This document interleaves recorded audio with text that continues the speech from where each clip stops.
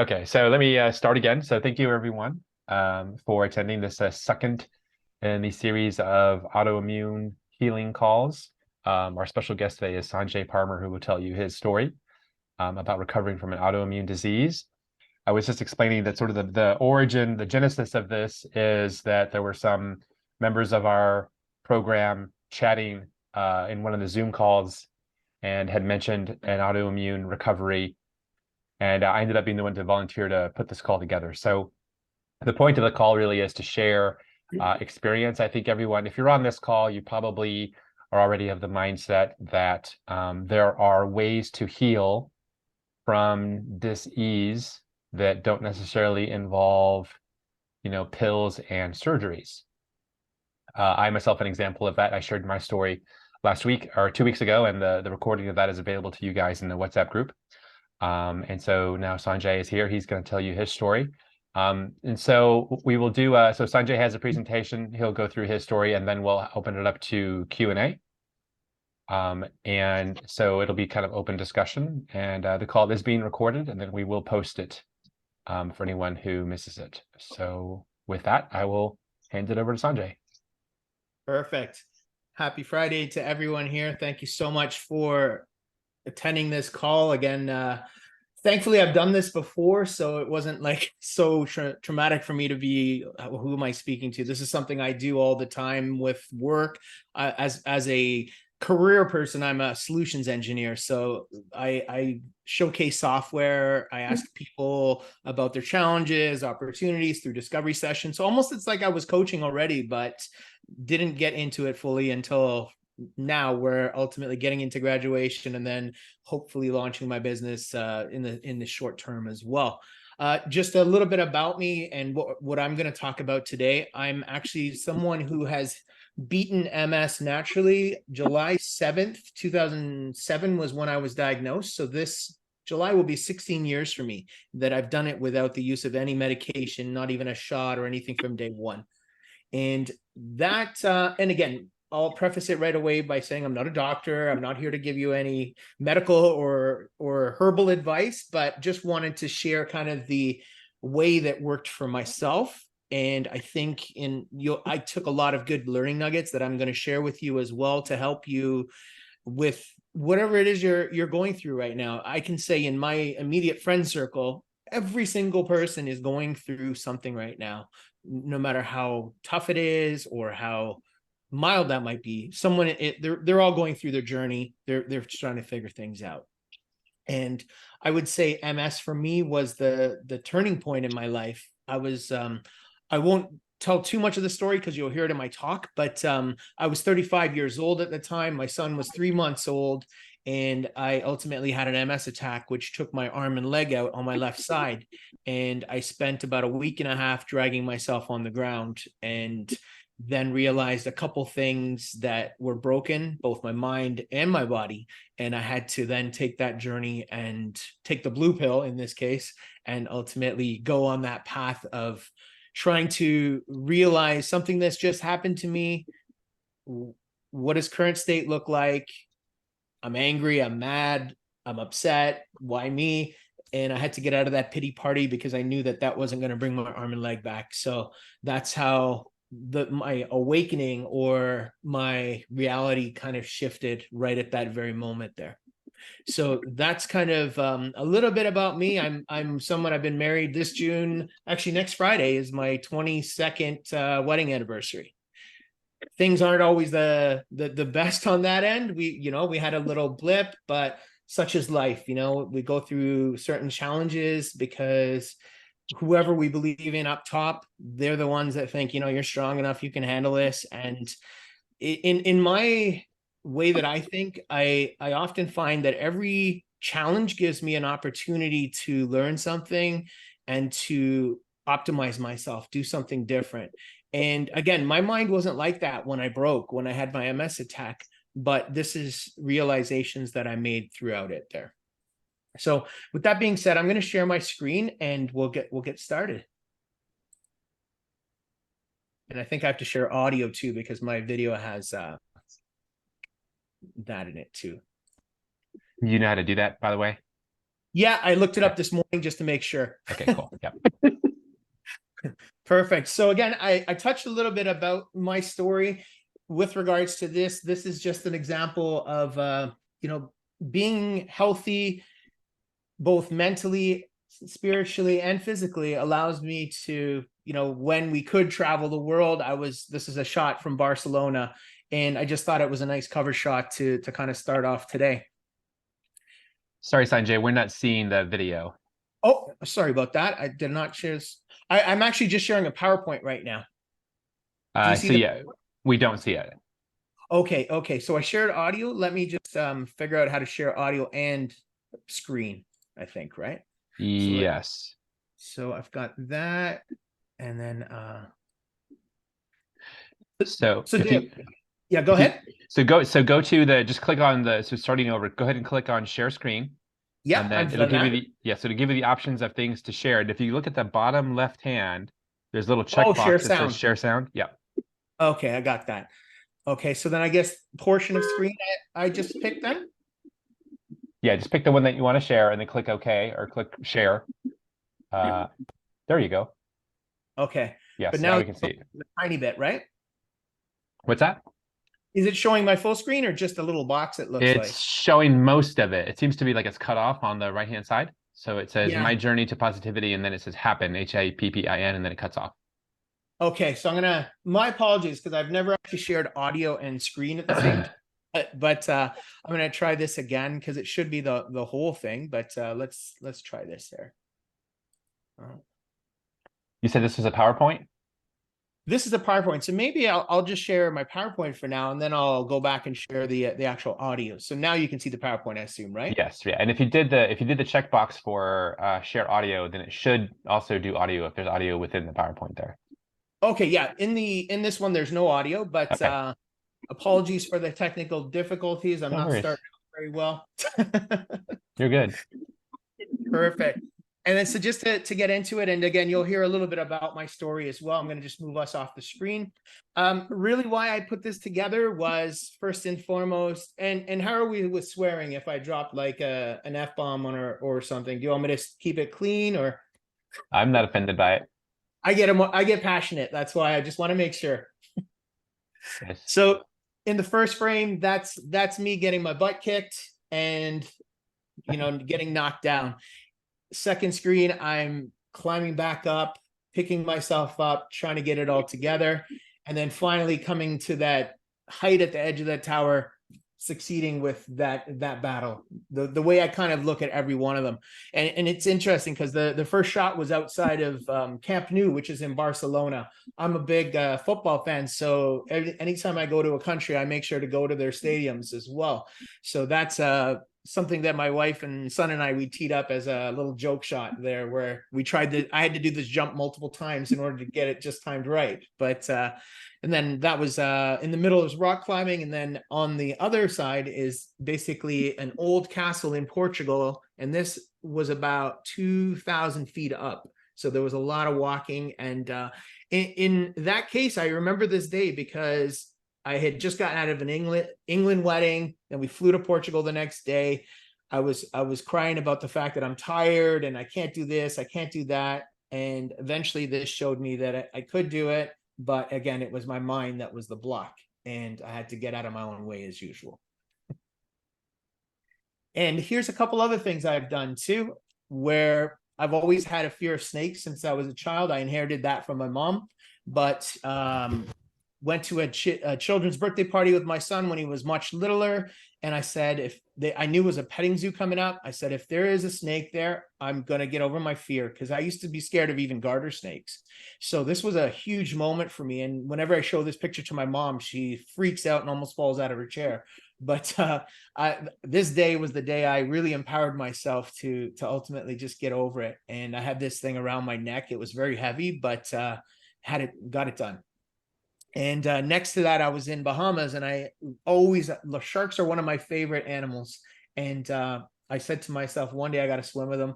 I took the easy route and went with nurse sharks because they don't really bite humans, but they were bigger than I was. Some of them were about 16 feet. And just to be in a pool of like 40, 50 of them, it was pretty uplifting to do it that day. And now we're going to go to my talk. It's about 10 minutes. And the reason I wanted to show it to you, it's from 2019, right before the world fell apart. I was in a different mindset compared to where I'm at today. There was a lot of learnings I've done through our course. And I was at a different place even when I had my MS attack compared to standing on stage for the first time and being so vulnerable. I had never done that before, even though I had given like lots of presentations, but this is the first time I had gotten in front of over 100 people I didn't know and literally stood on a stage with them all watching me and shared my story. So that's what I'm going to do with you right now as well. And I think what I'll have to do is just share the audio this time, right? So let me just try that. Yeah, it depends on how you're going to play it. Is it like from a browser? Yeah, so actually what I'll do, I can do it like this, and then I've got it already teed up here. Just if someone could just give me a thumbs up when I press play, if you can hear the sound.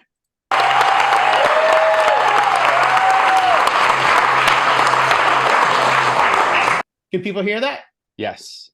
Okay, perfect. So I'm gonna just expand it and I'm gonna watch it with you, okay? Thank you, everyone. I needed that big time. This is probably, I've done thousands of presentations, more so for solutions and like really business-based stuff, but this is the first time that I'm being very public and open with people that I don't even know. And I thank you for your energy today, and trust me, I need it. I couldn't even keep my heart inside my jacket when I was back there. You got this. You got this. Thank you. So if any of you are into numerology, you'll know that numbers are very lucky. And if you're at the casino, you'll know that numbers are lucky as well. So in my case, 777 was the key number that changed my life forever. That was the day that I actually had my MS attack on July 7th, 2007. And that was the day that changed my life entirely. Changed my mindset and everything I do. I don't even know why I'm getting so emotional, but okay. So good. So then, this is how my story starts. So I was 34 years old, working in sales, wining and dining clients, having the time of my life, trying to eat well, trying to do everything I should do as a new dad. And one week in July, I just started to feel really tired. And I'd be walking down, and all of a sudden my legs would just start to give out. And I just thought of it as fatigue. But all in all, what was happening was I was having an MS attack, and I didn't even know about it. So one Friday, I was really tired. I was walking my son up the stairs to change him. He was 5 months old at the time, and I buckled on the stairs. And luckily enough, I managed to get my other knee up and hold him there. But what had happened was I was like, something has just really gone wrong. I didn't know what to expect. I was scared, so I got my son taken care of and took myself over to the hospital. I didn't know what was going on, and I just knew that I don't know what to do here. So after numerous MRIs, CAT scans, different diagnoses from doctors, finally a smart doctor in there, or I won't say smart altogether, because he did a spinal tap on me and ended up hitting my nerve. And that paralyzed me for about 5 hours. So I was curled up in a ball, crying my eyes out, because that was probably the most pain I'd ever been in my life. Even more than having a bone coming out of my wrist when I was snowboarding or anything like that. So finally, they diagnosed me with having demyelination in my brain on the right side. And so this is why my left side was totally knocked out. But when I went into the hospital, I was going in with no arm and no leg. I was literally just dragging half of my body around. And from that point, it was one of those things where they said, you know what, you need to go on medication right away. When I read all the side effects, I was like, no, I'm not doing it. There was just too much there that I was like, you know what, I'll be sicker from your medication than I will from finding an alternative. So this is when I decided to ask my wife, thank you, and other people in the field to say, you know what is our options here? Because I'm not doing the medicinal route. So thankfully I found a naturopath who actually had MS herself. She's been diagnosed as not having it now either, neither with myself either. But I went right away into an anti-inflammatory diet. So what that meant was things like alcohol, red meat, wheat, gluten, sugars. I was really strict for the first 2 years and cut all of those out of my diet. And I did it because I was like, I don't know what the heck just happened to me. And if this is what these people are telling me, and this is the side that I'm aligning with, I need to do this. So I did it for about 1.5 years, I would say. And alongside of that, I got right into therapy because the doctors and the hospital said, yeah, you'll start therapy in a few weeks. But at this point in time, my legs were already fatigued. I already had no muscle. I was like, by the time I get into your clinic, I'm not going to have a body left to even rehabilitate. So thankfully, we had connections. We got myself into a clinic right away, and doing even just simple calf raises were the toughest things that I ever had to do. This was one of those things where I've gone to work, I've worked out all the time, but I think these were even tougher than doing squats. And once I got through it, I realized that, hey, this is working. And when I noticed that my legs were starting to function again, it was great. But at home, I was in a very dark space. To be honest, I wanted to take my life like that. But I knew that I would probably fuck that up. And then I'd be in a worse place than sorry for swearing, Sharon. But I knew that I'd be in a worse place than I was already in. Here I am trying to put half my body together. And then if I was to do something as silly as that, who knows what I would have to deal with. And I just realized that, you know what, this is the darkest place I've been to. And I need to get out. So thankfully, I started to read a lot of books, Robin Sharma's books, Robin Williams' books, and a lot of that gave me a lot of good ammunition to start to think differently. Because I was just thinking that, what's life going to be now? Who's going to take care of me? Who's going to take care of my family? Am I going to die from this? Because doctors they gave me the death sentence every single time, and I wasn't about to accept it. So it was one of those things where I was like, you know what? I'm going to fight this because all my friends will want to see me fight it, and I'm going to die trying. And thankfully, 12 years, I'm still going pretty good. Thank you.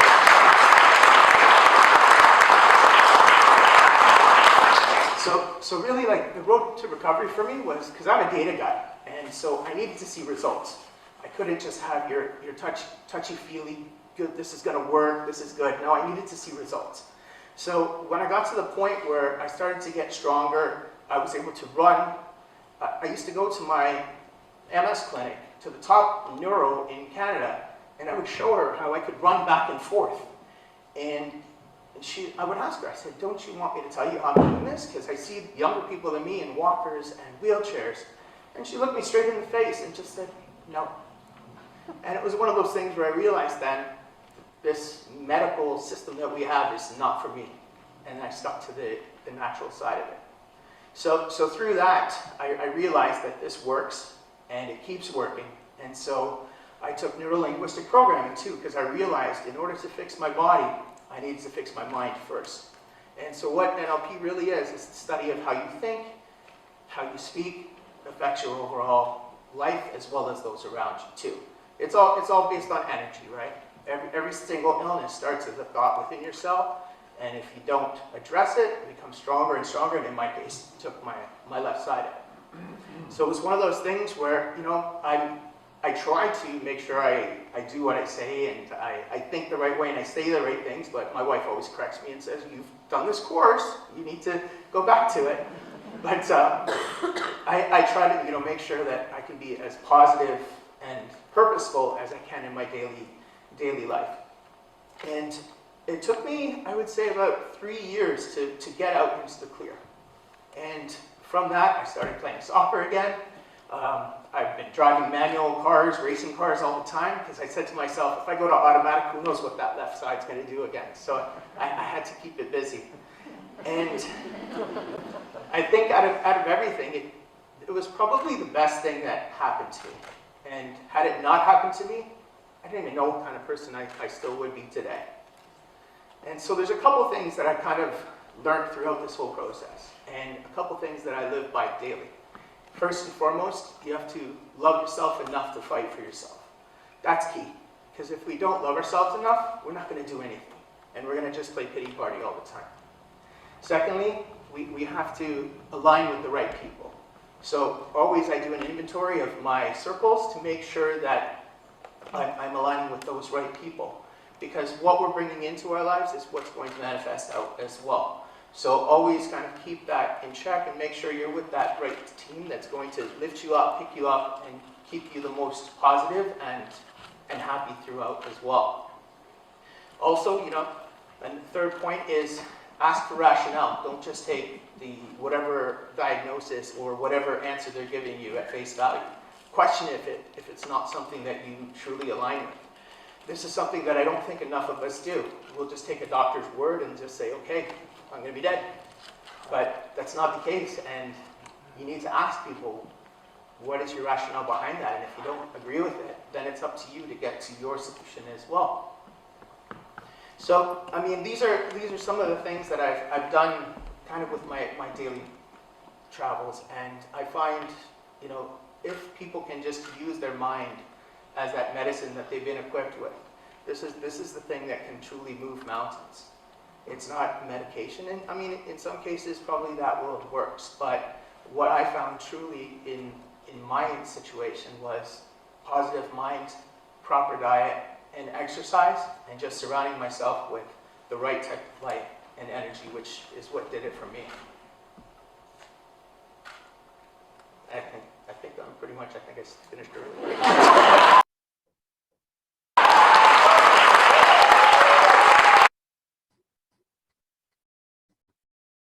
Everyone still there? I'm still here. All right, perfect. Yeah, so that was actually my talk, and just I wanted to, and every time I watch it, I always take myself back to that situation, because I remember practicing this speech that I was going to give. It was entirely different compared to what actually you heard today, but I remember sitting behind that curtain, and every single word just I forgot. And I remember the person that was kind of queuing me up said, listen, man, come from your heart. Whatever your story is today, whatever they need to hear, just do it. Like, just, it's gonna come out naturally. And that was kind of the product of that. But first time in my life I'd ever had sawdust, and the first couple minutes, I remember it being so dry, and I've never had that experience. But since then I've done podcasts and have done other stage talks too. And it's something I absolutely love doing as well. But what I wanted to also show you was something I nerded out on too. So I had taken a Raja Yoga course around 2009-ish. And what they had us do was they had us actually, we have about 1 million something thoughts a day, but they wanted us to track 200 a week. So what I had to do was basically capture, whether on my phone or how I did it, and I had to put it into 4 buckets. So wasteful, negative, positive, and necessary thought. And then at the end of the time frame, I was a keener, and I actually put it in a graph. I'm not much of a keener, but I did it in this case. But what it really did for me was it showed me where my head was at. So if I was sitting there thinking that I'm positive all the time and I'm happy, maybe my data was showing me something different. But the good thing to note is that the positivity definitely outweighed everything else that I was going through. So it just reinforced that, again, I was on the right track. And just some areas of optimization that I constantly work on. Mindset journaling, that's something I don't do all the time. I know I have to put a lot more into it. I think after taking this course, a lot of these points are a lot more relevant to me. Focusing on the positive, that's something I do all the time. Like I said, every challenge is an opportunity to learn, grow, and do something different. No negative self-talk. So this is a big one for me, especially right now with our course. Sometimes thinking, I don't know enough. I'm not ready. I haven't coached enough people. What if I don't know the answer? I have to get out of my way with that. I have to just basically say, I know the material. It's just a matter of doing a couple more practices. And I have to live in the moment. This is something I've really focused on over the past few years, especially during COVID, which was not worrying about the past, which causes regret, or worrying about the future, which causes anxiety, but just staying right in the present, right in the now. And I think one of our lessons covered that. And it was amazing that I was already kind of doing things without knowing actually, or knowing what the term was to it. And keeping myself around positive people, that's something that I always do. And honestly, this group is a huge source of that for me now as well. Met a lot of great people out of it too. Paying other people compliments. So again, it doesn't have to be loaded. It doesn't have to have an ulterior motive. Just, be happy for people, be happy for yourself. All mistakes, like I said, are lessons. Self-care. So that's from a mind, body, spiritual, whatever you feel like you need, definitely go out and do it. And you determine your reality. So this is something that I had to also, own as well, because I didn't know how to kind of think that what I'm doing today is ultimately what my future is going to be about. So I really had to change the way that I was thinking as well. So just to kind of wrap up, a couple important principles I do follow are, first and foremost, without hardship, there is no learning. I find there's some that, will actually get the message really quickly. I'm a little bit better now, but I used to be the one that unless my arm and leg was taken out, then I'd be like, oh, geez, now I've got a problem. So this is when I had to sort it out. Be a warrior, not a victim. This is the one that definitely we're going to see even when coaching people. You're going to see who are the victims, who are the warriors coming right out of that too, right? Don't forget to ask, what if? Always ask that, because again, it allows to understand where is it coming from, what could be attached to it, and what's the true reason. And if it's not a reason you believe in or you align with, don't accept it, right? We're a student of life, which, we're all students right now. So that point, pretty much self-explanatory. We're going to be learning until the day they, in my case, press the button that says cremate.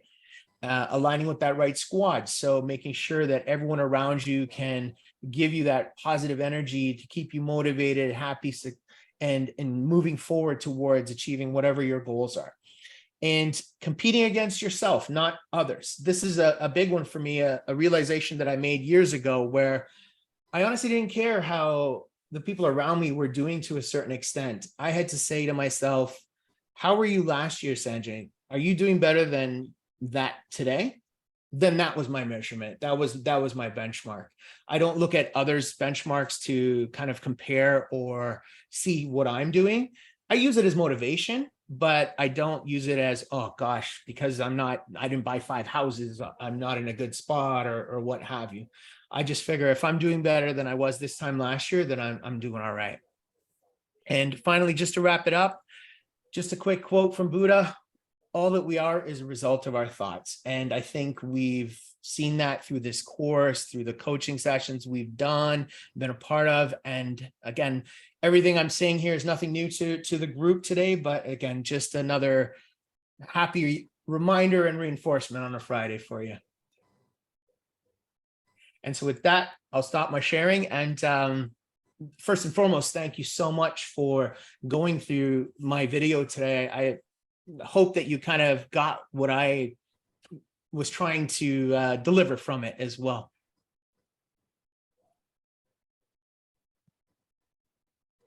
So I guess I'll open. Oh yeah, go ahead, Dale. I was just gonna say thank you for sharing that. That's an amazing story, and that video is really powerful. Thank you. And so your story is inspiring. There's so much that people can get from it. I think people that, you talked about being in that dark place, and, many of us in this room have been in that dark place. And to hear someone's story, I think, is very powerful, because you always hear a little bit of yourself in what other people have to share, right? There's a connectedness, there's a similarity, there's a shared experience. So I thank you for doing that for us. And I'll kick it off with a question, if I may. Sure. Can you say a little bit more about, so you mentioned you did a protocol for 1.5 years. Can you say a little bit more about what that was like, that 1.5 years? So kind of like, what was the big thing? I know diet, obviously, and mindset and the things that you talked about, but that 1.5 years and kind of like what happened in the period like after that 1.5 years, like what was, I guess I'm asking, like, what was the progress of the disease? Like, how long did it take to get to you were walking normally? And then did you have relapses? Yeah. Okay. So with respect to walking, I was walking from the first time I had the attack and fell down, I was walking within about a week and a half. And the way that I did that was, yes, the diet was helping because I was keeping my body away from inflammation. Like I wasn't eating the things or drinking the things that were causing that. Inflammation is really that silent killer, and it's one of those things that it'll punch you when you're not expecting it, right? And so basically, I was eating right, but what really got me out of it was visualization, which Mindy had taught me. So what she told me at the time was, she said, just like babies, in order for you to walk again, you have to learn to crawl. So imagine this, I'm a 35-year-old guy crawling hands and knees on my floor alongside of my little baby there. And it was humbling because, in your head, and I did think this way at that time, I was like, sales, kicking ass, doing great, life is great. And then the rug gets pulled out from under you. And then it's like, okay, now what? What are you going to do? Are you going to go back to how you were before? You've got to do the work now, right? So again, I crawled on the floor, I would say, for about a good week, just to kind of get the new neural network in my brain moving again, right? And I had to also visualize myself just left foot, right foot, left foot, right foot. It was like, it used to irritate me because it was so like silly to me that I had to do this, but I was like, I'm not in a good place right now where I'm walking, so I got to do it. And I had that done. And then alongside of that, I had physio to help me out too.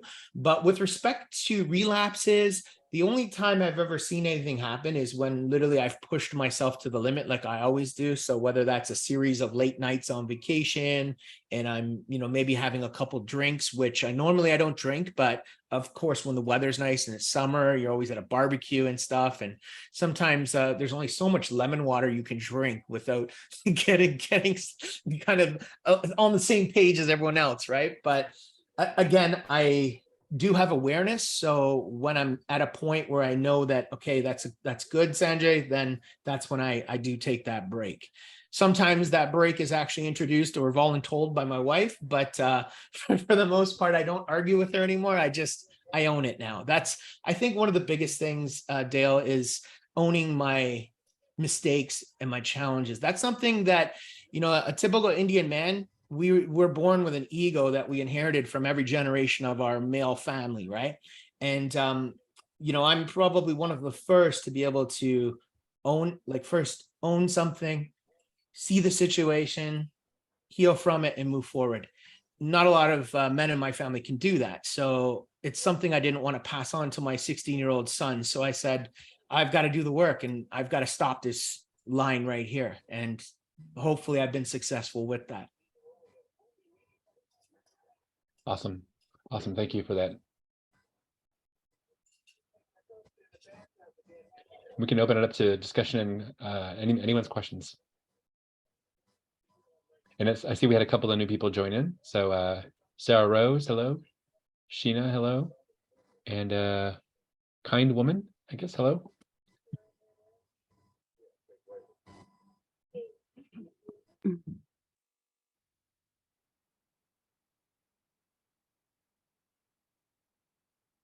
So I have a question. Sure. Please. So in your story, it's fascinating. And I am always fascinated by the power of mind. Right. Know all that it can do. Don't know all the tools, but like whatever I know it works. You mentioned that you used NLP as a part of your recovery journey. Correct. So was that the main thing, in addition to, of course, anti-inflammatory diet? And was that visualization part of that? So the visualization itself, it was aspects of neurolinguistic programming as well. I think when I realized that my mind was broken, somehow, literally the universe put this course in front of me, and it was in a couple cities away from me, so it wasn't too far. And so I did the practitioner training, which was about a week, did nothing with it because I mainly wanted to fix my mind because I knew it was broken. But with NLP, it's really, again, exactly what we're almost learning here, because I've noticed there's so many instances of neurolinguistic programming in Mind Valley as well. I think honestly, like the framework for any coaching or any positive mindset work, it's all kind of based around the same thing. It's just maybe reframed or retitled, but it's all around the same thing of, if you want to be in your best place, you got to visualize it. That was something, honestly, I didn't even know how to do back in the day. I mean, yes, I could visualize a yellow ball or something like that, but to say, visualize your ideal life. And, it was just too big for me to kind of think about. I'm getting better at it now. And affirmations were associated with that, or? Definitely. I still use I am affirmations all the time. And I've started to write them down because many of my friends tell me that to make it real, to make it really sit in your subconscious, you need to write it. Because I would always do it, mentally or verbally. I would say it, like, even, some days when I'm feeling a little down, I'll, first thing in the morning before I'm walking up out of bed, I am loved, I am powerful, I am needed, I am worthy, I am successful, I am happy, I am, I'm honest. Just, I go through kind of whichever affirmations I need for that day. Mhm. Thank you. And it all does work. Yep. Providing that we believe in it ourselves. Right. That is the main key, I think, that believing and feeling that, right? Exactly. Because, Newton, when I got better, the first thing, like all of us who have beaten a big challenge, we want to help everyone. We want to save the world, right? But what I realized is that I can only save those who want to save themselves first. So I remember, like, I put up a website at mssurvivors.com, and I used to have people reach out from all over the world, and I would jump on the phone with them. And then within the first 2 minutes, oh, I'm not giving up my alcohol. I love beer. And I said, okay, you know what? You and I aren't supposed to maybe talk right now, because you got to make some realizations first. Because I can't force you to not drink. Like, that's not on me to do that or judge you, right? So I then got to a point where I could figure out, okay, this person wants to optimize their life, so let's talk. Mm-hmm.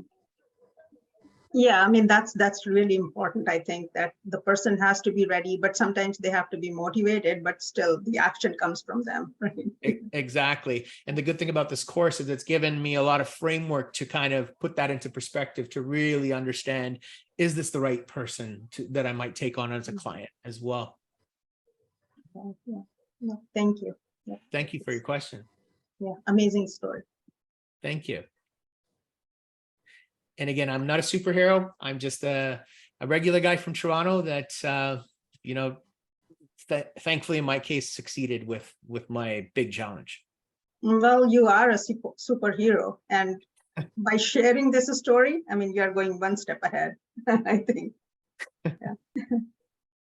Well, you know what I honestly say is that if I was supposed to be sick in this lifetime, I still would be. What I've noticed is that the hard challenges that I've been through, I've gotten through them quickly. And I think in my mind, it was because I was supposed to get to this point of ultimately coaching or just helping others to be their best. And I had to understand, autoimmune disease.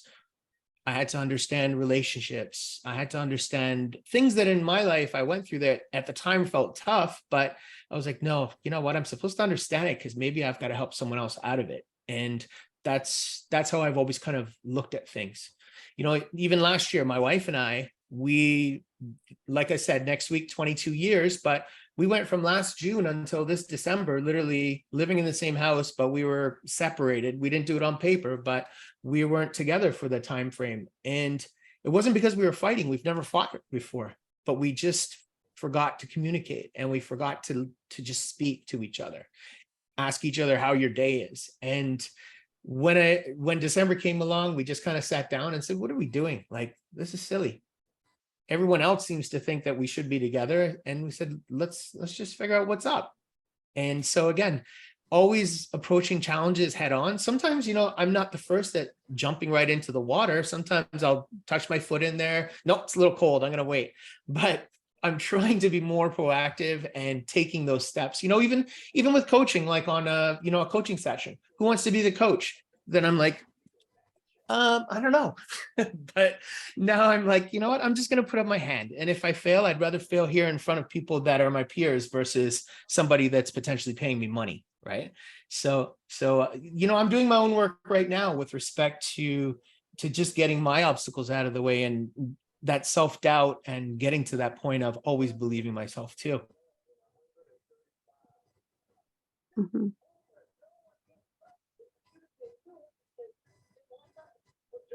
Yeah, Sanjay, I have a question. Oh, yeah, go ahead, go ahead. Go ahead, Claudia.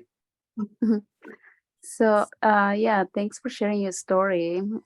So what would you say to a person that, for example, will start having the same disease like you, and it'll like how how do they start, like, if they find out that, yeah, they're having this disease, and yeah, how would you help them, or what would you advise them? So I would probably not advise them right out of the beginning, but I'd Mhm. try to first understand if they were broken here or if they were broken in their body first, because most of the time this is where the problem is happening, right? Even my Mhm. wife, she's an osteopathic practitioner, and even though she's helping to fix the body, it's the mental block that's holding the body in that certain place as well, right? But Mhm. if I was talking to someone with MS, I have to first find out kind of what does current state look for them today. What are they maybe fixated on? What are things that are important, or things that they can't let go that are stopping them from success, or even wanting to make an effort with that too. And again, Claudia, right now, this is all just coming out of my head. It's like I'm being channeled, but this is kind of now, with knowing what I know out of Mind Valley and, the previous stuff that I've done, I can't make any assumptions. I can't make any judgments. I just have to go with what they're telling me. And then NLP helped me to understand body language too. So to really watch to see if, first and foremost, we're in rapport, because if I'm talking to you about potentially helping you with your illness, if we don't have rapport, you might not find me as the most credible source for you. And you might be like, yeah, that's wonderful. But until we can connect on that level, then you're like, okay, you know what? Like, I believe in this person. I'm gonna listen. And I think that's what we have to do as even coaches, is just create that rapport up front to really have that connection, because then at that point, it could be something that you were not even knowing that you said, but that was the point that resonated with them, or that was the light bulb that turned on for them as well. So again, this course has also taught me a lot about shut up, because I'm a guy who's used to presentations, and I'm always used to saying something, or I'm always used to thinking about, okay, what am I going to say next? Instead of just shut up, listen. And I wasn't honestly that great of a listener to my wife. I always, I apologize to her all the time, but I'm a skimmer when it comes to like work on a textbook or a conversation. I'm like, okay, no, I don't need to hear everything. Just tell me what I need to know. But as a coach, I can't do that. I've got to listen. I've got to let them say or feel what they're about to do, right? So it's really changed the way I even operate too. And I'm honestly, I'm thankful for that. Mhm. And can I ask you, how did you find out the course about NLP? How did you know you have to take that course? Well, I didn't know that I had to take it, but my naturopath of all people, she had told me about neurolinguistic programming. She said, Sanjay, this might help you with your physical progress as well, is to work on your mind. She said, she didn't say that, oh, your mind is broken or anything like that, but Okay. she gently told me that, Mhm. the way you think can also assist you with your healing. So, or just getting better, because sometimes you're not allowed to use the word healing, right? But Mhm. that's kind of how I was introduced to it, was from my naturopath. And then I found a local school, and honestly, it was an amazing course, because at that time, it was the first time I'd heard information like that, and Mhm. learning about body language, learning about rapport, like better than I had done before. I was always a people person, but to be honest, I didn't come out of my shell until I was about 23 or so. Like I wouldn't be able to do this, what we're even doing here back in the day. I would be hiding, or I wouldn't be able to go on stage, or I wouldn't be able to even like try to coach someone because I didn't believe in my own abilities. I didn't even believe in my brand, right? So those are things that you know, even sometimes I see it on coaching calls too. Like I look at some that I'm talking to and try not to judge, but I'm like, you know what, honestly, like you got to believe in yourself before you're actually trying to coach me. Like you're not even believing what you're telling me. But again, I'm not the one to judge it. I just hope everyone, you know, kind of figures it out on their own as well with their journey, because we're all stuck somewhere. There isn't any of us that are like, okay, I'm 100%. Maybe Nadia, she's 100% ready, but all of us are kind of like, there's that little fraction of doubt still, which we'll all beat out of ourselves too. And we all have this beautiful community around us, even after Mind Valley talks are done with. I mean, there's enough WhatsApp groups that if you just need to extend your hand for someone to grab it and give you that energy, they're there. Yeah, I love it. Thank you so much. Yeah, You're most that's welcome. a great Thank answer. you.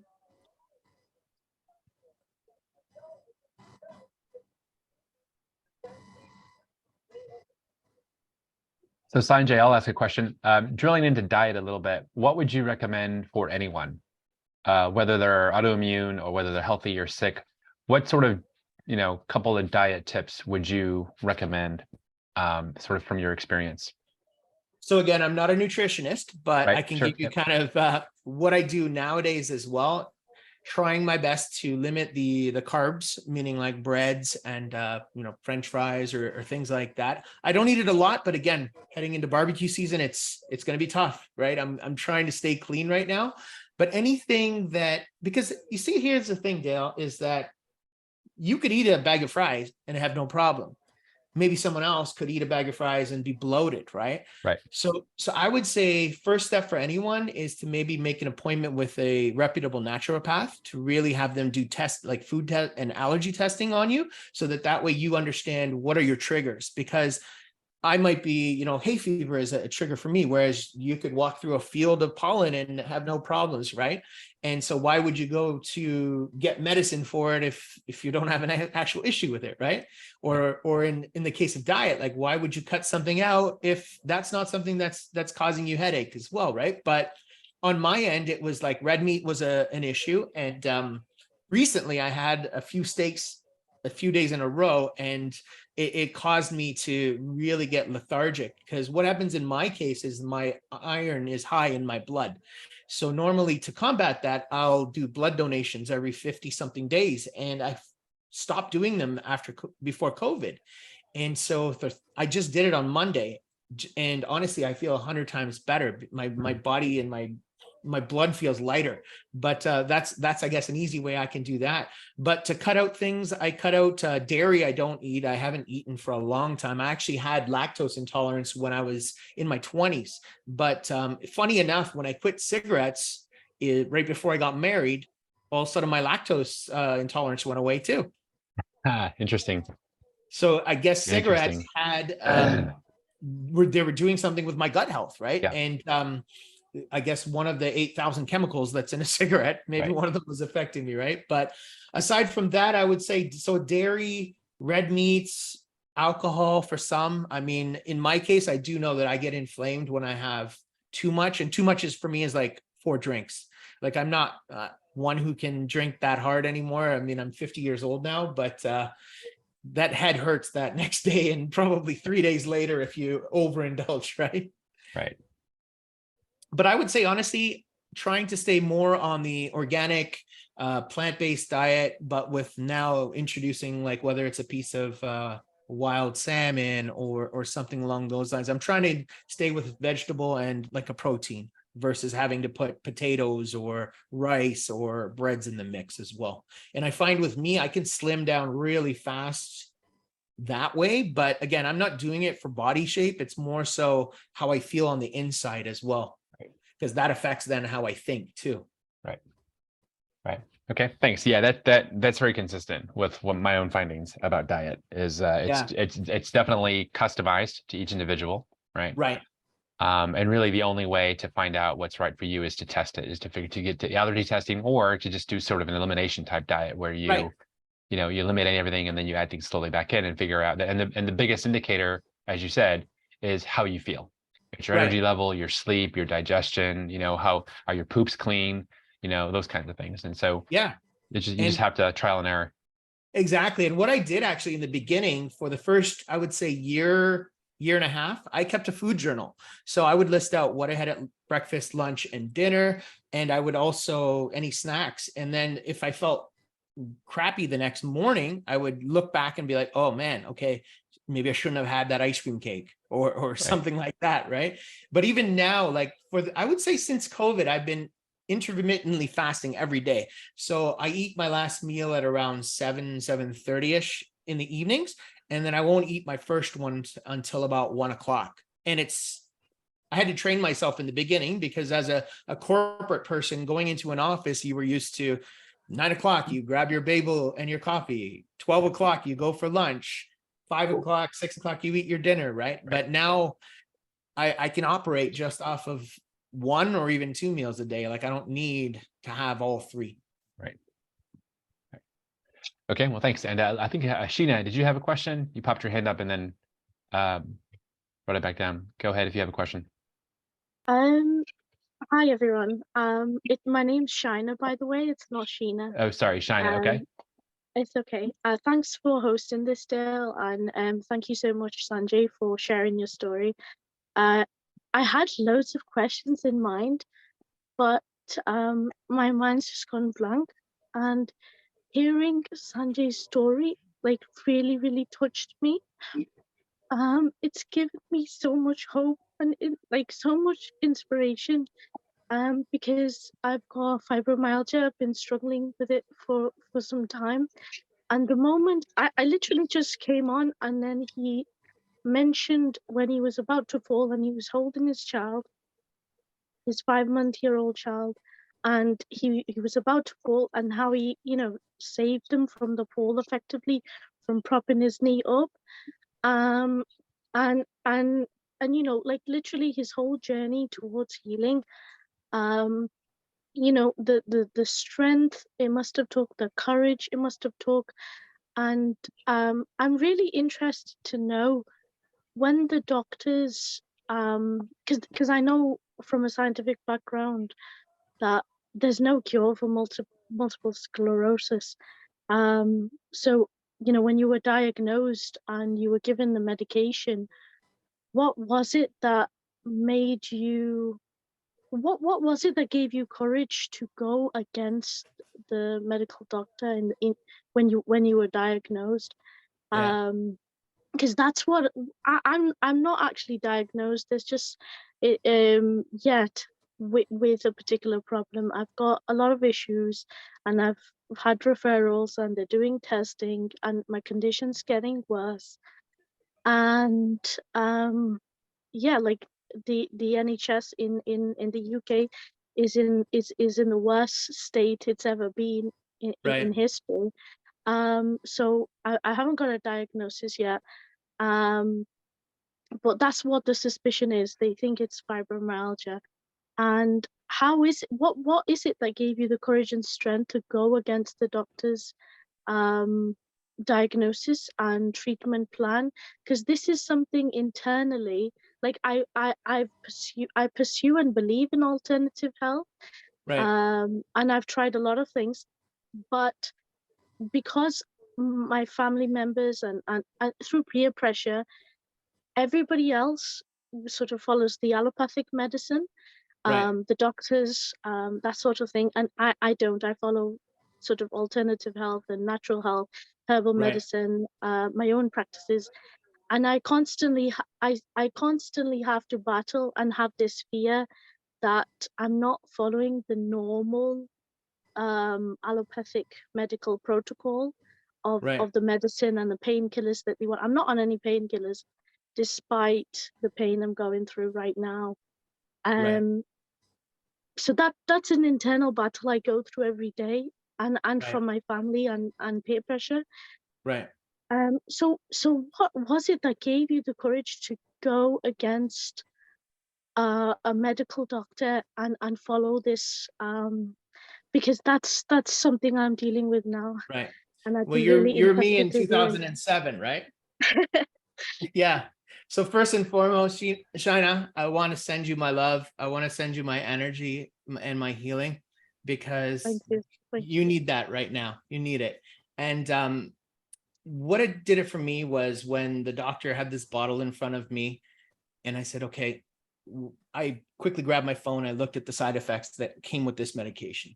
And then he was like, okay, Sanjay, so then you got to take this one. You got to take this one. So every single one of them was to combat a side effect from the other one. And as a salesperson, I was like, you're terrible. I said, there's nothing I would buy from you, because I don't, like, here I am trying to like untoxify myself, and now you're putting all of this stuff that you and your white lab coats have made and now you're literally putting that in my system. And so again, that's when I thought of Ayurvedic medicine, which has been around for thousands of years, right? And that's when I literally fired him on the spot. Like I don't have a family GP in England, as they call them, right? I just have a naturopathic doctor, and I haven't had one now for what, 16 years. I fired my doctor that day because he said, unless you go on medication, you're going to be disabled or you're going to die, he said to me.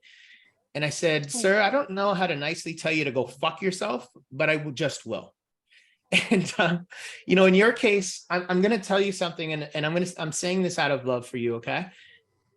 Don't take on this diagnosis before you even get one. This is the one thing that I did with myself was MS. I got that out of my head because in the beginning, and I'm having actually a shiver as I'm saying this, so I'm supposed to be telling you this right now. But what it was for me was, again, as a data person, I went on every bloody website that I could go on after being diagnosed. And I read about, okay, you could have incontinence, you could have this, you could have that. Lo and behold, within 48 hours, I started experiencing every one of these issues. And my wife was like, turn your damn computer off and just like get yourself better, right? So what I'm trying to get at here is, don't make yourself sick by manifesting this illness. As we've understood through Mind Valley, everything is energy, right? Whether it's negative or positive. Just like the disgust I have for my Prime Minister Trudeau here, even if I hate him, and I don't hate people, but this is just the guy that gets under my skin because, you know, he shut down my wife's clinic for 8 months, and, you know, it really caused us a lot of trouble. But I'm like, whether I hate the guy, I'm still giving him energy. So I've got to stop that, right? So with respect to fibromyalgia, because I have a few people in my family that have it too. And the thing is that they talk about it all the time. They're always in it versus knowing that it's there and I've got to do something to heal it or fix it, right? So that's my best advice to you. And also, don't give a shit what your family thinks about what you should do with your own body, what you should do with taking care of that body. That's on you. And that's for you to make that decision. The biggest thing I learned, and again, we come from the same kind of backgrounds, is that everyone else has a bloody opinion of us. And for some reason, we decide to take it and we decide to live with it, right? And that defines us. So once you get out of that world of doing that, that's when you honestly can start to move big mountains. Because, you know, even to my parents, they're like, oh, are you listening to our doctor? Are you doing this? Are you doing this? Are you doing this? He's called me. He's told me you have to do this. And I said, no, I'm not doing that. Oh, but what if something happens to you? You're a father now. I said, yeah. And what I got to show my son is that I'm a motherfucking warrior and that I'm going to get through this. I don't think, honestly, that if I had taken meds, I would be in the state that I'm in today, mentally or physically.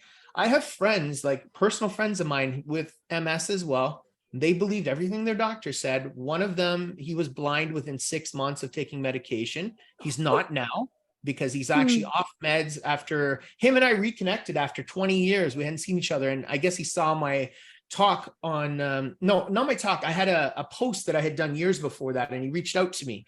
We reconnected and I kind of told him what I was doing. He got off meds. He was back to seeing again. I had another friend who lost his legs from the medication and he was walking and running again.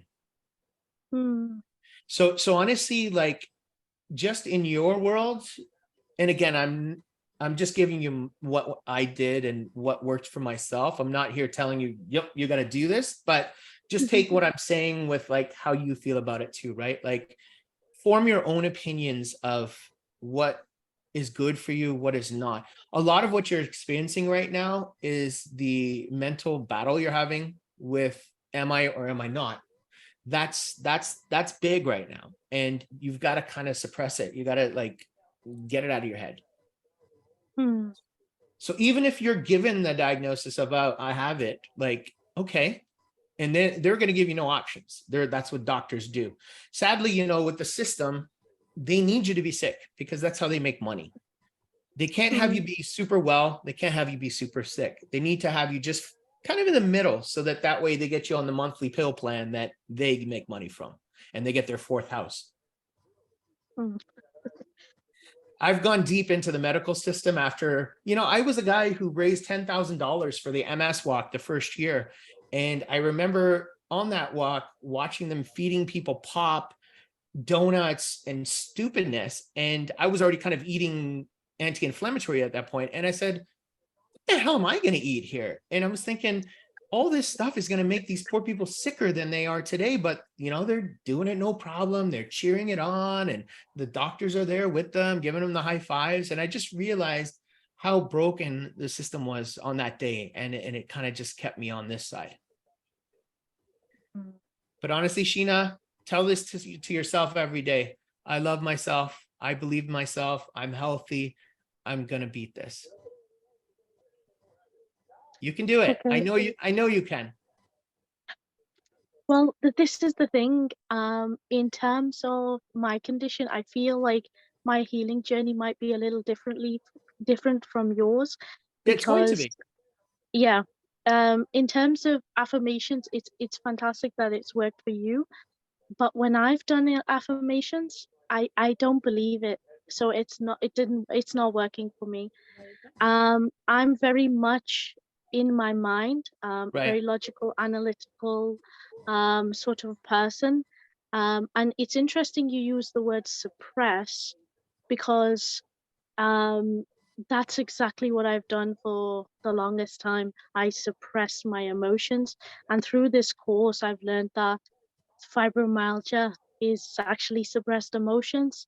So it is. I feel like my route to healing is gonna be to release my undealt traumas of the past. Yeah. You know what's interesting, Sheena, is that autoimmune disease. China, sorry. I'm so sorry. It's sorry, Sheena. What autoimmune disease is it's actually suppressed emotions that are basically blocked at cellular level. Every single autoimmune disease, whether it's MS, whether it's lupus, whether it's fibromyalgia, we've done kind of the research on it. And it's one of those things that, and to be honest, I'll reframe what I said, because it's not about suppress, it's about address, let's say, where now I had to address this instead of just hiding it, thinking that it wasn't there. Like I had to own it. Right. And that's you know, in my case, the affirmations worked because I finally was believing in myself. Maybe that's something that you've got to do some work on. Maybe, again, you've got a lot of family around you that are kind of putting their ideas, their own stuff on you too, right? I know from my end, that's what it was, right? Like I had a similar situation where I couldn't get any clarity because I had so much of everyone else's garbage on me. And it was like, I'm trying to hold that up, plus hold up my own stuff, right? And it's like, where do you even get the space to be able to do that? Yeah. It wasn't until you start going like this to people and just saying, stop. And sometimes they're not going to like that, but guess what? That's okay.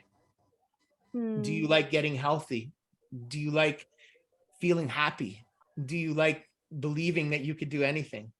That's all you should care about. Yeah, so true. Well, again, like I had so many questions, but I don't know, my emotions took over, and I just wanted to relay that message that your story just really touched my heart, and it's really given me hope and inspired me. You know, we'll connect, but right now I can't think of any questions, but I just wanted to get my message out there. I'm gonna go now. Last thing I wanted to say to you is again, something that you said about being very analytical. That was exactly me too. So that was because I was up here the whole time. When I started to move to being in here, because I'm empathic as well, once I started to understand my heart a little bit more, that's when this didn't do all the work. Now I was actually working with my heart. And that's the shift that, you know, our coaching program has even helped me to get to as well. And honestly, you're going to do it. Yeah. Is it going to take you a year? Is it going to take you 10?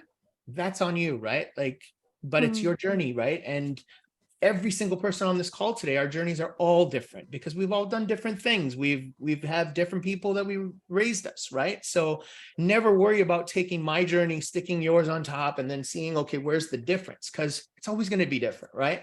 You have to really focus on what was my life last year? What is my life this year? This is why I want to do this, right? Yeah. You're a warrior. I know you are. Thank you. All right. Thanks. I just wanted to mention one thing, Shaina. Are you still there? Yes, sorry, I am. Okay. Yeah. Okay, I just wanted to mention one thing. I don't know if I watch all other coaches' lab sessions, and although I don't attend Coach Sid's session, but on emotional handling, the RAIN method, RAIN, recognize, accept, investigate, and nurture. He has explained it really well in his coaching session. So you may, if you haven't seen it or attended it, you may want to go back to it and try it on yourself. It will help. Yeah. How do you say your name? Is it Nutan? My name is Nutan. Yeah. Nutan. Nutan, Nutan. Yeah. Nice to meet you, Nutan. Thank you. Sure. Thank you for that tip. And I'm glad you made that connection because that is exactly what's helped me in this course. And the most powerful thing that I've learned in this course is the emotional work, and the processing, the tools, including RAIN, have really been doing wonders for me. So just as Sanjay was saying about the, being like I'm stuck in my mind, very analytical, very logical. That's why science appeals so much to me, because there's no emotions and sort of fluffy stuff there. It's just all, facts and, data and analyzing and all the things that I love.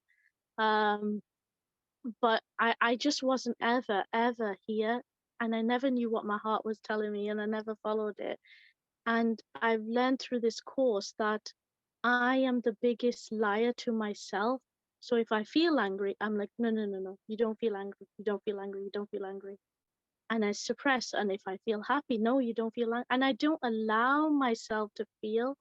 So it's through the RAIN method, I've started being truthful to myself. So whenever I do feel whatever emotion, I allow myself to feel it, recognize the emotion, and I've started processing the emotion and trying to uncover the message behind it. I had a very insightful conversation with a colleague on in the course called Umesh. He's posted a few times. He's very knowledgeable on emotions. He's done a lot of reading and research, and he taught me that you have 7 core emotions, and you've got 3 inhibitory emotions. And the 3 inhibitory emotions are guilt, shame, and anxiety.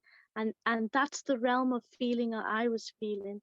And they always stop me from feeling my core emotions. So slowly, I am getting the realization. I am getting a lot out of this course.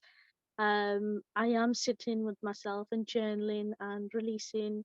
Another book I've been recommended is the Heal Yourself, Louise Hay. So, there's a spiritual reason behind every illness. Your body is where your emotions are expressed, and I don't express them. And that's why they're locked in my body. And then my body's now screaming in pain, trying to give me this message. And it's now up to me to decipher that and release it. Yeah. And I would also like to say, just since you mentioned about Louise Hay, Louise Hay is very big on affirmations, and Yes, she is. loving yourself affirmations are really, really good. Initially, when you do that, it doesn't feel real. Keep doing it, keep faking it until you start believing it, and be kind to yourself. And that is very, very powerful. And she has done a lot of work on that. And I use that one, and that has helped me with improving my self-image. So just wanted to say, yeah, and Thank you loving so myself. much for your advice Oh, and thank advice. you. Thank you so Yep. much. Bye-bye.